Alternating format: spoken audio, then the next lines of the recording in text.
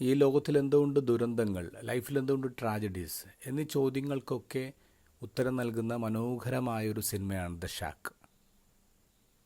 മാക്കിന് 3 കുട്ടികളാണ്. ഒരു യാത്രയ്ക്ക് പോകുന്നു. ആ യാത്രയിൽ 5 വയസ്സുള്ള അയാളുടെ ഇളയ മകള് മിസ്സാവാണ്.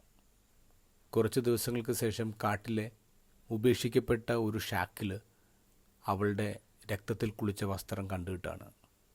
മനസ്സിലായി അവൾ കൊല്ലപ്പെട്ടു എന്ന്. ഒരു ദിവസം മാക്കിന് ഒരു അനോണിമസ് ലെറ്റർ കിട്ടുന്നു. നമുക്ക് കണക്കുകൾ തീർക്കണം, കാട്ടിലെ കുടിലേക്ക് വാ എന്ന് പറഞ്ഞ്, ഷാക്കിലേക്ക് വരാൻ പറഞ്ഞു. മാക്ക് കരുതുന്നു അത് തൻ്റെ മകളെ കൊന്നവനാണ്. അങ്ങനെ തോക്കെടുത്ത് ഈ മനുഷ്യൻ ഒറ്റയ്ക്ക് പോവാണ്.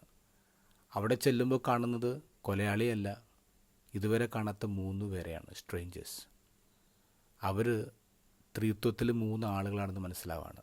പിതാവ്, പുത്രൻ, പരിശുദ്ധാത്മാവ്. ഒരു ദിവസം അപ്പനായ ദൈവത്തോട് മാക്കി ചോദിക്കുന്നുണ്ട്, നീ ഓൾമൈറ്റി ആണല്ലോ, നിനക്കെല്ലാം അറിയാമല്ലോ, നീ എല്ലാം കാണുന്നുണ്ടല്ലോ, എന്നിട്ട് എന്തിനാണ് എൻ്റെ മോൾക്ക് ഇത് വരുത്തിയത്? എൻ്റെ മോളുടെ ജീവിതത്തിലെ ഏറ്റവും അത്യാവശ്യ സമയത്ത് നീ അവളെ ഇട്ടേച്ച് പോയില്ലേ? നിൻ്റെ മകനെ കുരിശിൽ കിടന്നപ്പോൾ എൻ്റെ പിതാവ് എന്തുകൊണ്ട് എന്നെ ഉപേക്ഷിച്ചു എന്നല്ല അവൻ കരഞ്ഞേ. അവനെ നീ ഇട്ടേച്ച് പോയില്ലേ? നിന്നെ സ്നേഹിക്കുന്നവർ ഇട്ടേച്ച് പോകുന്നൊരു മോശം സ്വഭാവം നിനക്കുണ്ട്. ഇപ്പം കണ്ണും തന്നിട്ട് ദൈവം പറയും, ഇല്ല മാക്ക്, യു മിസ്അണ്ടർസ്റ്റുഡ് ദ മിസ്റ്ററി.